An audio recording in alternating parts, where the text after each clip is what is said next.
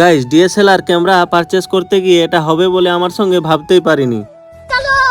চলো বলতে এখন আমি বেরিয়ে পড়েছি ডিএসএলআর ক্যামেরা পারচেজ করার উদ্দেশ্যে। আর এখন ঘড়ির কাঁটায় 7:30 আর আমি ফিনিক্স মলে পৌঁছে গেছি। আর এখন আমি এই পার থেকে ওই পারে যাব। তো গাইজ, আমি সৈফুল, থাকি ব্যাঙ্গালোর শহরে। আর আমি একজন মিনি ব্লগার। আর গাইজ, তোমরা যেভাবে ভালোবাসা দিয়ে যাচ্ছ আমাকে মোটিভেশন আরো করে তুলছে। আর দেরি না করে ভিতরের দিকে আমরা রওনা দিলাম। আর ভিতরে যেতে হলে সিকিউরিটির কাছে নিজেকে চেকিং করে নিতে হবে। আর এখন আছি আমরা গ্রাউন্ড ফ্লোরে। আর আমার সঙ্গে আছে আমার ক্যামেরাম্যান। এখন আমাদের মূল উদ্দেশ্য হলো ক্যামেরা পারচেজ করতে হবে। আর এই গাড়ির স্বপ্ন পূরণ করতে হলে তোমাদের সাপোর্ট লাগবে। দেরি না করে এখন আমরা ফার্স্ট ফ্লোরে গিয়ে আমরা এই সাইনবোর্ডে দেওয়া ক্রোমাতে আমরা চলে যাব।